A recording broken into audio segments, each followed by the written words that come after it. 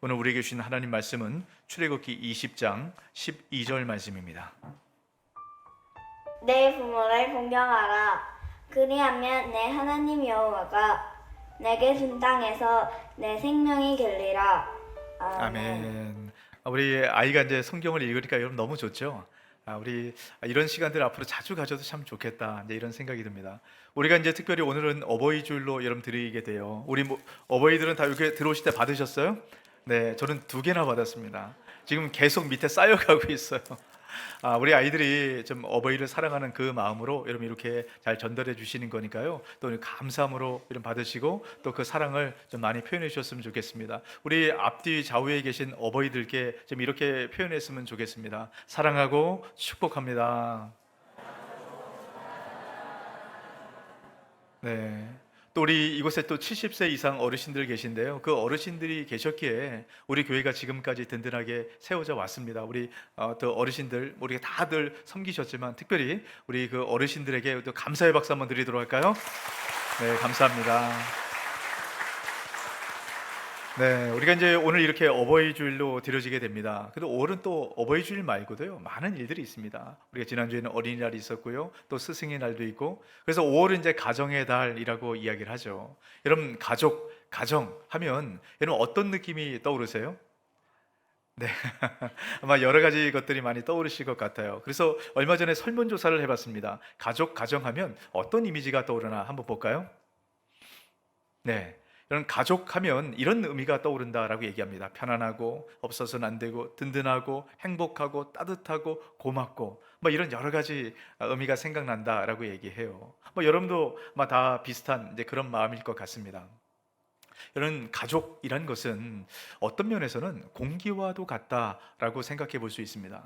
여러분 우리가 인생을 살아가다 보면 숨이 꽉 막힐 때가 있지 않습니까? 여러분 그럴 때 찾는 것이 가정이에요. 여러분 왜 그런지 아십니까? 이 가정 안에는 우리가 숨을 쉴 수 있도록 안식하는 그런 은혜가 있기 때문이에요. 저는 숨을 쉰다라는 말이 참 좋은 것 같아요. 여러분 숨을 쉰다. 우리가 숨을 잘 쉬면 쉼이 우리에게 찾아옵니다. 여러분 그것이 가정 안에서 주님께서 우리에게 주신 은혜라고 저는 생각을 합니다. 근데 여러분 우리가 살아가는 지금 이 시대를 보면 쉼이 사라진 것 같아요. 많은 사람들이 불안해하고 두려워하고 특별히 우리 아이들을 보면 이 여러 가지로 이 정서적으로 불안하고 두려운 그런 아이들을 많이 이런 보게 됩니다. 왜 이런 문제가 생겼을까? 이런 많은 전문가들이 그 얘기를 합니다. 가족의 개념이 변하면서부터 이 문제가 함께 나타나지 않는가라고 이야기를 해요. 자, 다음 그림 한번 보도록 하겠습니다.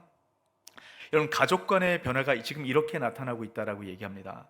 지금은 가족이라고 꼭 함께 살아야 하는 것은 아니다. 많은 사람들이 이렇게 생각을 한다는 거예요. 우리가 전통적인 가족과는 함께 살고 한 식구, 그래서 같이 한 솥에서 밥을 먹는다 해서 식구 아닙니까? 근데 이런 개념들이 이제 많이 희미해지기 시작했다라고 얘기합니다. 그럼 두 번째를 좀 주목해 보세요. 앞으로 가족들에게 소홀해지는 사람들이 더 많아질 거다. 지금도 그렇게 느끼고 있고요. 앞으로 더 그렇게 될 거다. 지금 이제 가족의 의미가 해체되고 있다라고 이야기를 합니다.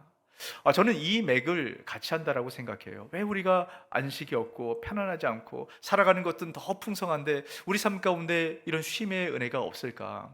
이 가족이 해체되기 때문이고 가족의 의미가 희미해지기 때문이죠. 이것을 다시 회복해야 합니다.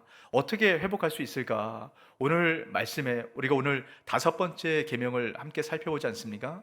이것을 잘 본질의 의미를 회복할 때 다시 한번 주님 주신 그 풍성한 은혜가 우리 가운데 있을 겁니다. 여러분 그 은혜가 여러분 가정과 우리 교회 가운데 가득하게 되시길 주의 이름으로 축복합니다. 오늘 우리가 10계명 중에 5번째 계명 함께 우리가 나눠지게 됩니다. 여러분 계명이라는 것은 법입니다. 여러분 계명, 법 이게 왜 만들어졌을까요? 너무너무 중요한데 이것이 잘 지켜지지 않기 때문에 법으로 만들어지게 되는 겁니다. 여러분 중요하지만 뭐 잘 지키는 건 법으로 만들어지지 않아요. 예를 들면 이런 겁니다. 자녀를 사랑하라. 성경엔 그런 법이 없습니다. 말 안 해도 자녀 사랑하는 건 잘 하거든요. 근데 부모를 공경하는 건요? 너무너무 중요한 것 모르는 분 누가 있습니까? 근데 이게 잘 안 되는 거예요. 저도 이 말씀을 준비하면서 늘 마음이 무겁습니다. 이 말이 나올 때마다 제가 더 잘해야 되는데 더 잘하지 못함이 늘 마음의 무거움으로 다가오게 되는 것 같아요. 우리가 다 여러분 그렇지 않습니까? 여러분 왜 우리가 부모 공경하는 것이 이렇게 어려울까? 이런 그 의미를 좀 잘 살펴봤으면 좋겠는데요. 왜 십계명 가운데 부모를 공경하라 이것이 법으로 제정되었는가? 뭐 여러 가지 얘기가 있는데 어떤 분들은 이렇게 얘기합니다. 우리나라에도 예전에 고려정이 있지 않았습니까? 출애굽기가 기록된 고대 근동에도 고려정이 있었다라고 얘기를 해요. 그때는 힘을 중시하는 그런 사회 아닙니까? 나이가 들면 이제 힘이 빠지잖아요. 노동력이 떨어지니까 힘이 빠지고 노동력이 떨어진 이 어른들을 그냥 길에 내버리는 일들이 너무너무 많았다라는 거예요. 그래서 노 부모들의 인권을 위해서 이 법이 제정됐다라고 이야기를 합니다. 그럼 충분히 그럴 수 있을 것 같아요. 부모를 잘 섬기고 꼭 공양해야 하는데 그걸 잘 못하니까 법으로 제정됐다. 충분히 그럴 수 있습니다. 근데 여러분 중요한 것은요.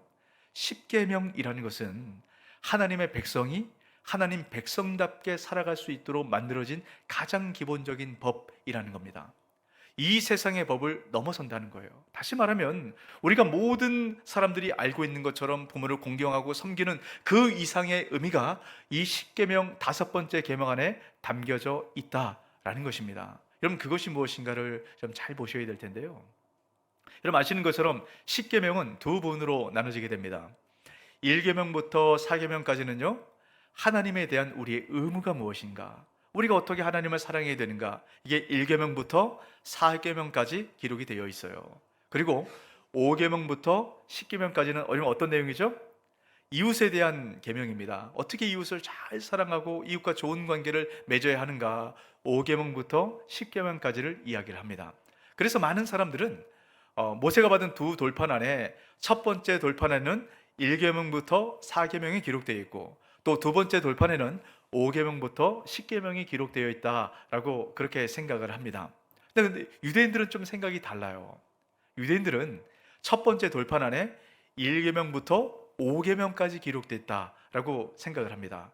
그리고 두 번째 돌판에는요 6계명부터 10계명까지 기록이 되어 있다라고 생각을 해요. 여러분 이게 맞는지 틀리는지 아무도 모릅니다.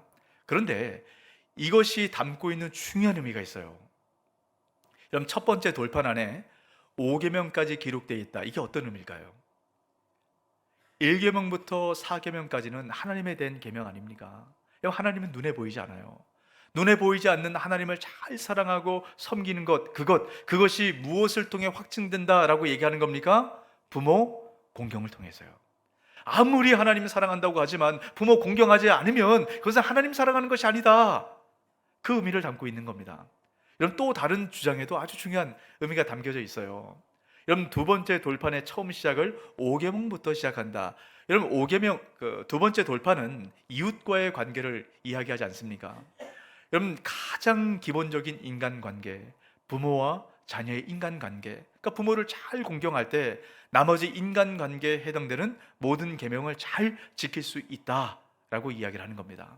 여러분 뭐 어떤 주장이 옳은지 모르지만 중요한 것은 5번째 계명이 1계명부터 4계명과 또 6계명부터 10계명 이 모든 것을 다 아우르는 의미가 여기에 담겨져 있다라는 겁니다. 그만큼 5번째 계명은 중요하다라는 거예요.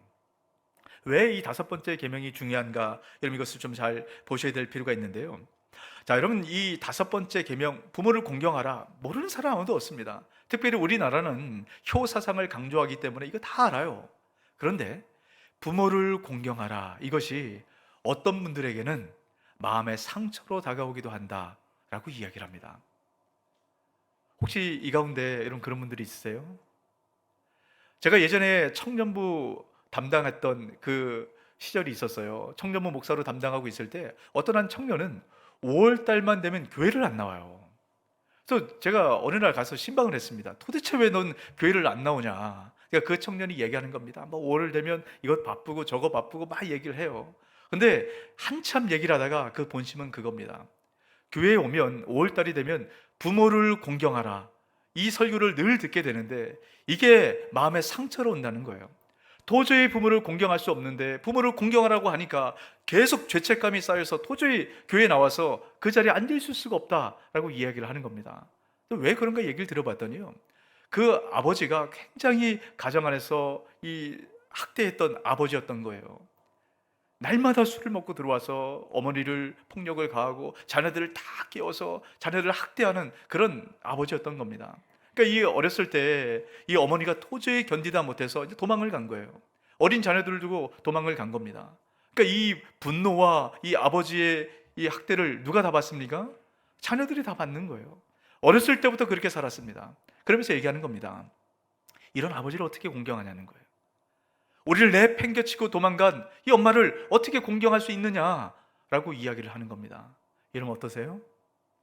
이런 분들에게는 부모를 공경하라, 이게 상처로 다가올 수 있을 것 같아요.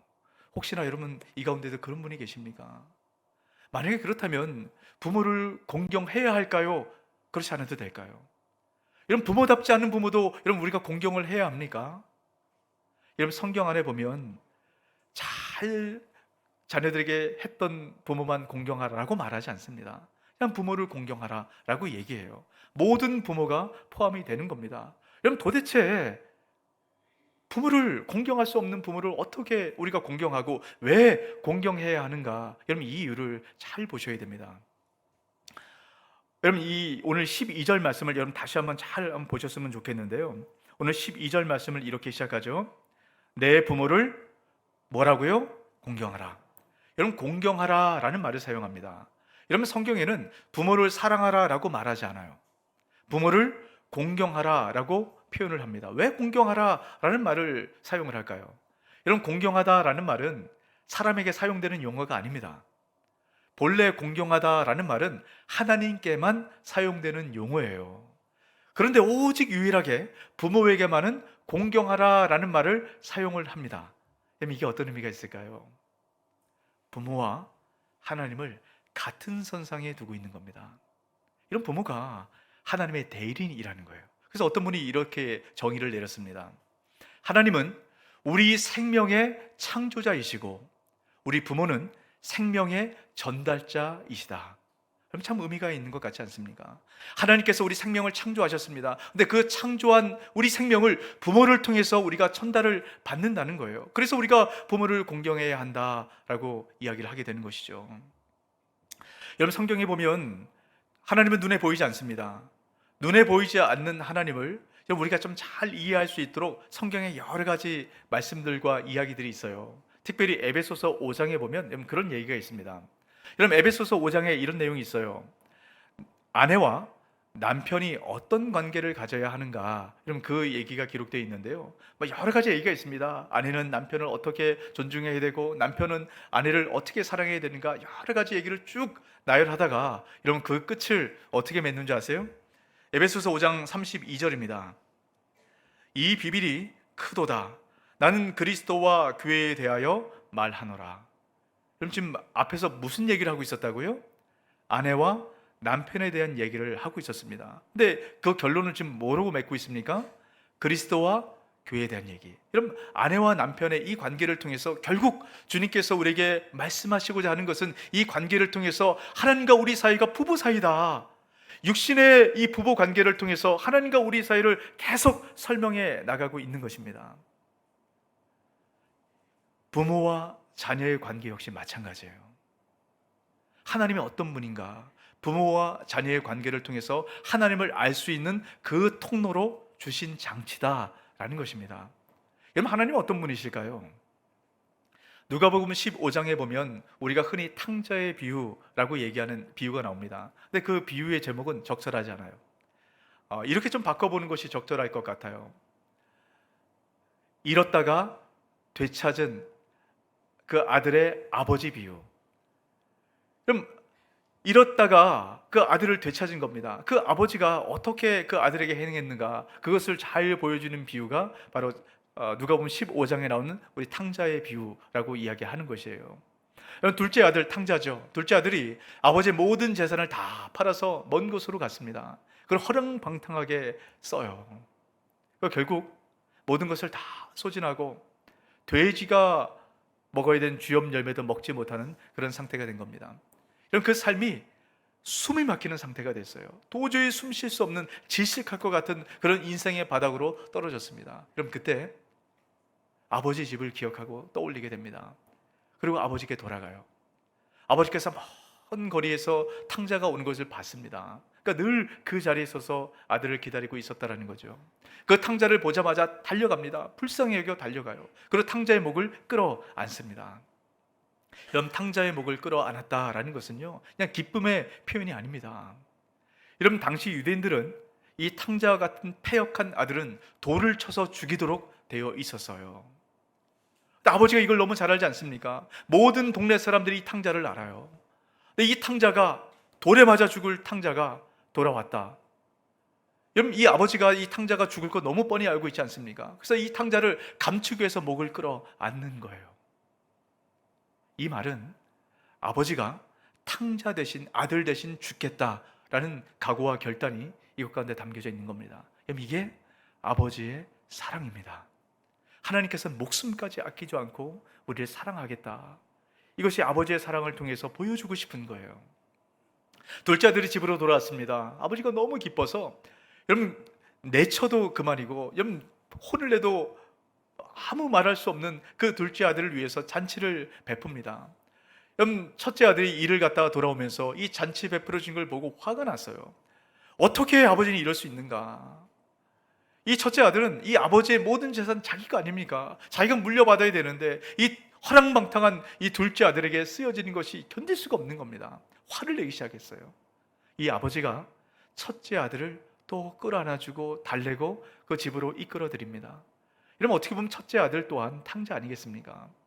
여러분, 이것 가운데 아버지의 사랑이 담겨져 있는 거예요. 그 아버지가 목숨까지 아끼지 않고 자녀를 사랑하는 마음, 끝까지 기다려주고 인내해주고 받아주시는 그 하늘 아버지의 사랑이 이 탕자의 비유 가운데 담겨져 있는 것입니다. 우리 육신의 부모가 바로 그런 역할을 해야 한다는 것이에요. 그런 사랑의 전달자가 되어 주어야 한다는 것입니다. 여러분, 부모님을 생각하면 여러분 어떤 모습이 떠오르세요?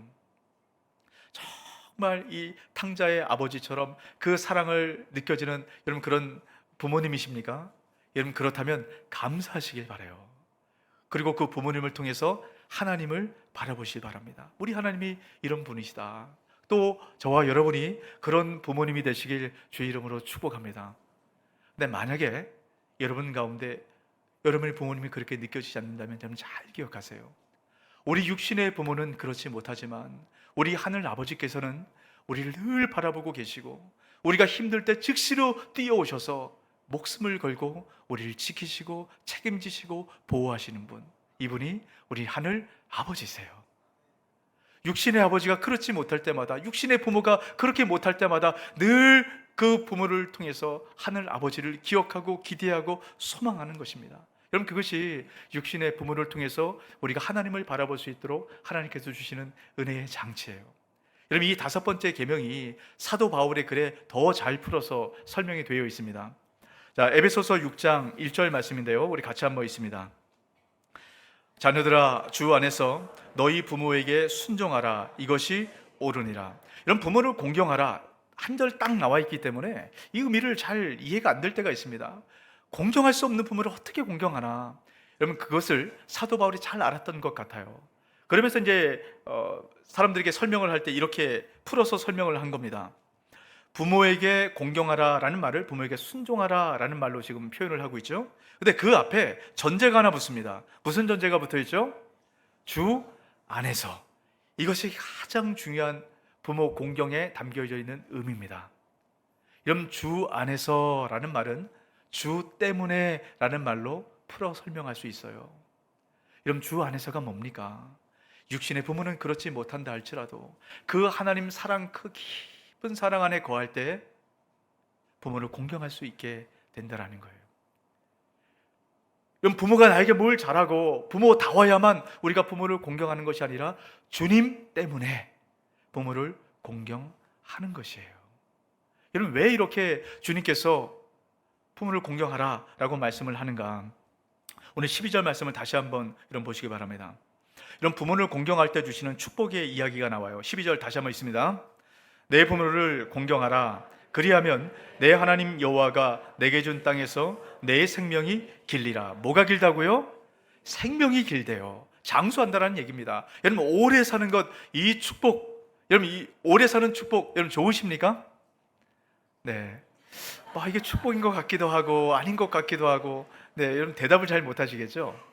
예, 여러분, 오래 산다, 장수한다라는 축복은 그냥 우리가 생각하는 것처럼 그냥 오래 산다, 단순히 이런 의미가 아닙니다. 여러분, 이건 고대 시대예요. 오래 살려면 뭐가 필요할까요? 안전해야 돼요. 또 건강해야 됩니다. 이때는 수명이 굉장히 짧았거든요.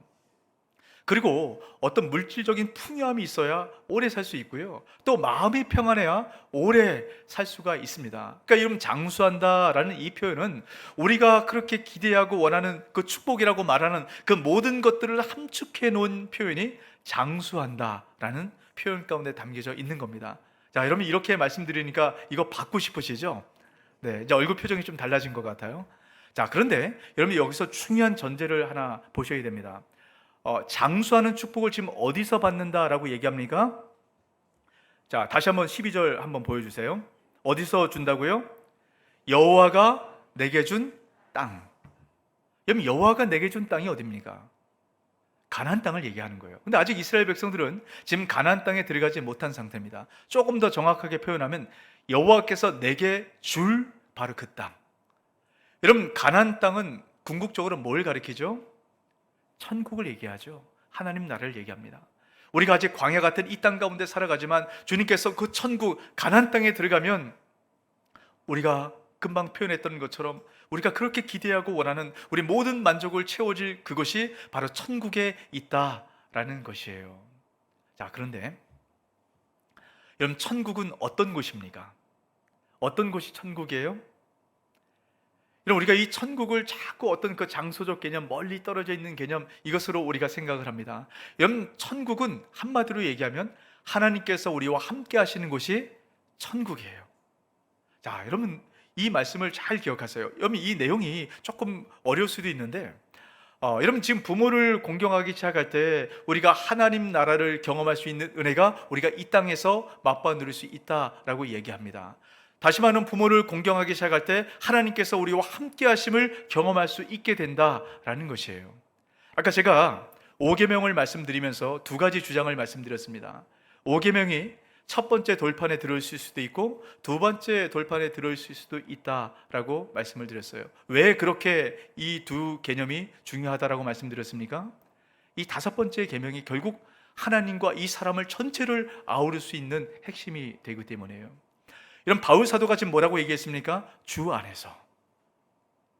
이런 우리가 보통 부모를 공경하라, 이것이 어려운 이유가 뭔지 아십니까? 부모를 공경하라를 부모와 자녀, 양자 관계로 생각하기 때문에 힘들고 어려운 거예요. 그러니까 부모 같지 않은 부모를 공경하고 섬기기가 어렵다라고 이야기를 하는 겁니다. 하지만 이 성경에서 말씀하는 이 다섯 번째 계명은 양자 관계가 아닙니다. 삼자 관계를 얘기해요. 부모와 자녀와 하나님이에요. 이렇게 삼자 관계가 들어갈 때만 부모를 공경하라 라는 말씀에서 주시는 그 은혜와 축복과 그 본뜻이 분명히 드러나게 되는 것입니다. 부모를 공경하기 시작할 때 우리와 함께 계시는 그 하나님을 바라보게 되고 그 하나님을 통해서 우리가 이 땅 가운데 천국의 은혜를 경험하고 살아갈 수 있다는 거예요. 육신의 부모가 때로는 우리 마음에 합하지 못하고 육신의 부모 때문에 우리가 지옥 같은 삶을 살았다 할지라도 그 육신의 부모를 통해서 하나님을 우리가 발견할 때 그곳에 천국의 은혜를 경험할 수 있는 은혜가 주어지게 된다는 것입니다. 뭘 생각할 때요? 삼자관계를 생각할 때, 주 안에 있을 때요. 이 풍성한 은혜가 저와 여러분과 함께 하시길 축복합니다. 혹시 부모님 때문에 그 받았던 상처가 있다면 이 말씀을 통해 이런 치유받고 위로받게 되시길 주의 이름으로 축복합니다. 이런 부모를 공경하는 것, 여러분 이 성경에 보면 부모를 공경할 때 이런 하나님께서 함께 하시는 그 하나님 나라의 축복을 우리가 경험할 수 있다라고 말씀을 하는데요. 이런 또 한 가지의 축복의 말씀이 있어요. 출애굽기 20장 6절 말씀입니다. 나를 사랑하고 내 계명을 지키는 자에게는 천대까지 은혜를 베푸느니라. 자, 여러분 이 말씀은 십계명 전체에 해당되는 말씀인데요. 하나님 말씀을 잘 지키면 천대까지 축복이 이어진다라고 말씀합니다. 여러분 너무 좋은 말씀이죠. 근데 이 말씀의 의미를 여러분 천대까지가 뭘까? 이게 어떻게 축복이 흘러갈까? 이렇게 생각할 수 있습니다. 근데 이것을 5번째 계명으로 풀어갈 때 여러분 잘 이해가 될 수 있어요. 여러분 이스라엘의 전체 역사 중에 가장 암울하고 침울하고 끔찍한 그런 역사를 가졌던 시기가 사사시대입니다. 사사시대를 그래서 영적 암흑기라고 불러요. 여러분 이때는 이스라엘 백성들이 왕이 없기 때문에 자기 멋대로 자기 하고 싶은 대로 그렇게 행해서 결국 하나님의 축복 천대까지 이루어지는 축복이 끊어지는 그것을 경험했던 시대입니다. 여러분 주님께서 천대까지 축복하기로 약속하셨는데 그 축복이 지금 끊어져 있어요. 여러분 왜 이 축복이 끊어졌는가? 이 이유를 잘 보셔야 됩니다. 자, 사사기 2장 7절 말씀인데요, 같이 한번 있습니다. 백성이 여호수아가 사는 날 동안과 여호수아 뒤에 생존한 장로들 곧 여호와께서 이스라엘을 위하여 행하신 모든 큰 일을 본 자들이 사는 날 동안에 여호와를 섬겼더라. 지금까지는 믿음의 세대가 잘 이어져 가고 있습니다. 하나님의 축복이 지금 천대까지 흘러가고 있는 중에 있어요. 자, 그런데 문제가 있습니다. 자, 사사기 2장 10절입니다. 그 세대의 사람도 다 그 조상들에게로 돌아갔고 그 후에 일어난 다른 세대는 여호와를 알지 못하며 여호와께서 이스라엘을 위하여 행하신 일도 알지 못하였더라. 다른 세대가 태어났기 때문입니다. 여러분 믿음의 세대로 잘 이어져 갔으면 천대까지 이루어지는 그 축복, 그 장수한다는 의미 가운데 담겨진 그 축복이 믿음의 세대 안에 가득한 거예요. 그런데 다른 세대가 태어났어요. 천대까지 이루어지는 축복이 끊어져 버렸습니다. 그래서 영적 암흑기가 온 겁니다. 왜 이런 문제가 생겼을까? 금방 읽었던 바로 이 2절 말씀에 그 답을 찾을 수 있는데요, 여러분 이것을 5번째 계명의 의미로 풀어갈 때 정확하게 이해가 돼요. 자, 여러분 지금 부모를 공경하라라고 지금 말씀을 나누고 있습니다. 여러분 공경한다라는 말 가운데 담겨진 의미를 잘 기억하셔야 됩니다. 공경하다라는 말은요, 무겁게 여기라라는 뜻이에요. 여러분 부모를 무겁게 여기라, 이 말은 부모를 잘 존중하고 소중히 여기고 부모님 말씀을 여러분 귀담아 무겁게 마음에 잘 새겨두라라는 의미가 담겨져 있습니다. 자, 이스라엘 백성들 잘 보세요. 그 부모 세대가 하나님의 능력과 하나님의 은혜를 경험했던 세대가 이 자녀들 살아있는 동안에는 믿음을 잘 지켰습니다. 근데 그들이 떠난 뒤에는 그들이 믿음을 저버렸어요. 왜 그럴까요? 믿음의 부모들이 그 하나님의 사랑과 하나님의 능력과 하나님의 기적 이걸 경험했던 것을 자녀들에게 다 알려주었습니다. 그 말씀을 무겁게 받아들였던 세대는 그 믿음의 유산을 받았어요. 그러니까 그 축복이 계속적으로 전수가 되어 왔던 겁니다. 하지만 다른 세대는 부모 말씀을, 부모를 통해서 경험했던 그 하나님의 행하심을 듣지 않은 겁니다. 무겁게 여기질 않았어요. 그 순간 하나님의 축복이 끊어져 버렸습니다. 무겁게 여기는 것이에요. 부모 세대는 하나님의 은혜와 능력을 경험하고 그것을 자녀들에게 전수를 해야 합니다. 자녀들은 그 부모 말씀을 받아서 그걸 무겁게 여기고 그 말씀대로 살아갈 때 여러분 천대까지 이루어지는 축복이 흘러가는 것이에요. 여러분 말세에 나타나는 여러 가지 징조들이 있습니다. 그 징조들 가운데 중요한 징조 한 가지가 있어요. 디모데후서 3장 1절에서 2절 말씀인데요, 너는 이것을 알라. 말세에 고통하는 때가 이르러 사람들이 자기를 자랑하며 돈을 자랑하며 교만하며 비방하며 부모를 거역하며 감사하지 아니하며 거룩하지 아니하며. 이런 말세는 심판이 있는 때를 이야기합니다. 이런 말세에 나타난 중요한 특징 중에 하나가 뭐라고요? 부모를 거역하는 일들이 나타납니다. 지금 이 시대가 그런 시대를 살아가고 있어요. 우리가 자녀가 다 하나밖에 없다 보니까 그냥 늘 자녀 모든 것을 자녀에게 다 맞춥니다. 그러다 보니까 자녀들이 부모를 공경하는 것, 어른들 공경하는 걸 몰라요. 부모를 거역합니다. 여러분 이것은 말세의 징조예요. 여러분 우리 이 시대를 읽을 수 있는 눈을 가져야 합니다. 왜 이 시대가 이렇게 가나? 시대가 이러니까 아닙니다. 마지막 때에 나타나는 징조를 잘 보셔야 돼요. 그럼 이것을 바꿔야 되지 않겠습니까? 어떻게 바꿔야 될까요? 부모 공경을 가르치셔야 합니다. 그래야만 주님께서 말씀하신 천대까지 이뤄가는 축복이 계속적으로 이루어가요. 여러분, 우리가 자녀를 사랑하고 자녀를 위해서, 여러분, 우리 부모는 그냥 영혼을 갈아서라도 자녀가 잘 되길 원하는 것, 부모 마음 그런 거 아니겠습니까? 근데 이 자녀들에게 부모 공경하는 걸 가르쳐야만 자녀들이 잘 되는 것이거든요. 여러분, 들어오실 때 보면 우리 아이들이 지금 요 카네이션 너무 예쁘죠? 이거는 먹는 겁니다.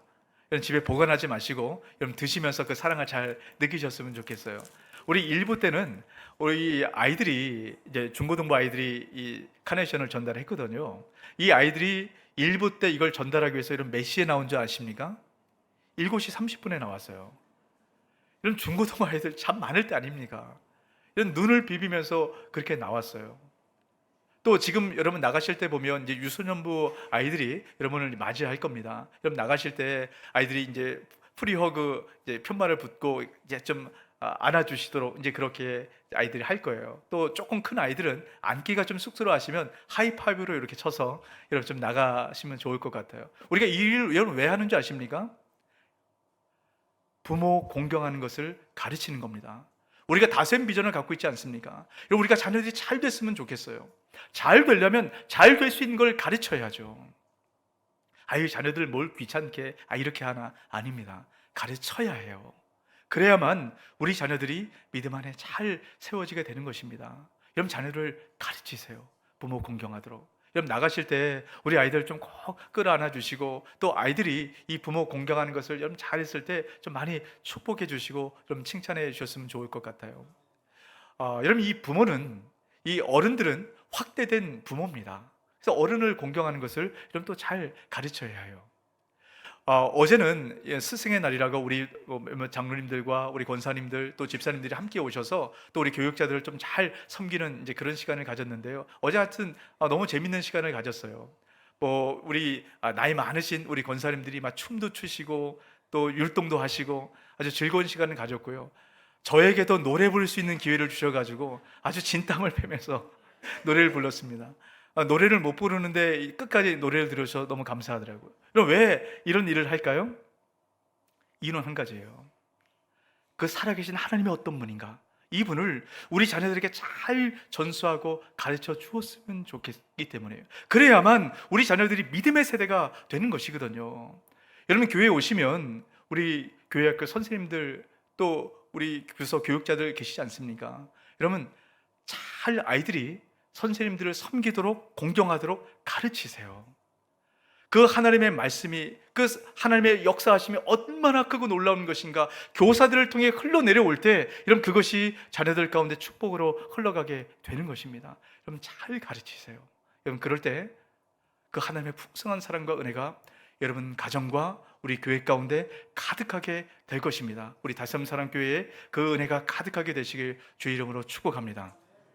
또 이런 부모를 공경한다라는 말 가운데 담겨진 또 한 가지 의미를 좀 기억하십시오. 그건 뭐냐면 그 마음을 이해하고 공감한다라는 겁니다. 부모의 마음을 이해하고 공감하는 것, 이것이 부모를 공경하는 거예요. 제가 이제 이 부모를 공경하라 이 설교를 준비하면서 여러 가지 책들을 보고 또 참조를 하거든요. 거기 보면 어떤 목사님이 이런 글을 하나 써놨더라고요. 참 재밌는 이야기였어요. 지어낸 얘기 같은데요. 아주 오래전에 원님에 대한 이야기입니다. 어떤 한 마을에 정말 그 아버지를 잘 섬기는 청년이 있었다 그래요. 그러니까 일찍 아마 어머니가 돌아가신 것 같아요. 그 홀로 계신 아버지를 위해서 뭐 극진히 할 수 있는 대로 잘 섬기고 그 아버지를 봉양했습니다. 온 동네에 소문이 다 났어요. 야, 이 아들은 효자다. 누구나 다 인정을 합니다. 그 고을에 원님이 새로 부임을 했어요. 원님이 그 소식을 듣고 청년을 부릅니다. 그리고 청년의 여러 가지 이야기를 쭉 듣다가 갑자기 그 청년에게 곤장을 때려라 하고 곤장을 때리고 내보낸 거예요. 그래서 아버지가 이 원님에게 갔다가 곤장을 맞고 온 아들, 이렇게 효자 아들인데 왜 곤장을 때렸나 얘기를 가만히 들어보니까요, 원님이 그 청년 아들이 효도했었던 효행들을 가만히 듣다가 마지막에 그렇게 얘기를 하더랍니다. 네가 그것이 효도인지 아냐? 진짜 효도는 혼자 계신 아버지를 위해서 새 장가를 들게 해줘야 되는데 네가 그렇게 하는 건 효도가 아니라 불효다, 이렇게 얘기를 했더랍니다. 그 얘기를 듣고 아버지가 그렇게 얘기를 했대요. 야, 이제서야 제대로 된 원님이 부임했구나. 예, 지어낸 얘기 같아요. 이게 어떤 의미인 줄 아세요? 그 아버지의 뜻과 마음을 우리가 헤아리지 못한다는 거예요. 그냥 우리는 효도를 할 때, 공경을 할 때 그냥 내가 원하는 내 방식으로 한다는 겁니다. 자, 얼마 전에 자료를 하나 보았어요. 거기 보니까 자녀들이 부모님들에게 해줄 선물, 어떤 선물을 가장 자녀들은 부모에게 해주고 싶은가? 그럼 자녀들은 대부분 자녀이기도 하시고 부모이기도 하신데요. 자녀들은 부모에게 어떤 선물을 해주면 부모가 가장 좋아할 것이라고 생각하십니까? 1위는 현금이었어요. 현금. 현금을 주면 부모님이 가장 좋아할 거다. 2위는 건강식품, 3위는 뭐 가전제품, 뭐 이런 것들이 많이 나왔습니다. 근데 반대로 부모에게 물어봤어요. 부모님들은 어떤 선물을 받으면 가장 행복하고 좋을까? 여러분 대부분 부모님들 아니십니까? 어떤 선물 받으면 가장 행복하세요? 1위는 현금입니다. 똑같이 1위는 현금이었어요. 근데 3위는 건강식품, 뭐 4위는 또 이제 뭐 가전제품, 뭐 이런 거 이렇게 다 똑같았어요. 근데 2위가 달랐습니다. 부모가 받고 싶은 선물 2위, 여러분 뭔지 아세요? 따뜻한 말 한마디요. 의외십니까? 여러분 부모는 자녀들에게 원하는 것, 여러분 현금을 1위라고 얘기했지만 그냥 돈 받고 싶은 게 아니죠. 그냥 그 자녀의 그 따뜻한 마음, 이걸 받고 싶은 겁니다. 여러분 왜 우리가 부모를 공경한다라고 말씀을 드리고 있죠? 부모를 공경하는 것은 부모의 뜻을 헤아리는 겁니다. 이 부모의 뜻을 헤아릴 때 우리가 결국 하나님의 뜻을 헤아릴 수 있어요. 우리가 이 훈련을 부모 공경을 통해서 하는 것이에요. 여러분 그 육신의 부모님을 잘 섬길 때 결국 그 하나님의 사랑을 우리가 경험할 수 있게 되는 것입니다. 여러분 육신의 부모님 가운데 저도 이 말씀이 참 많이 찔리더라고요. 따뜻한 말 한마디.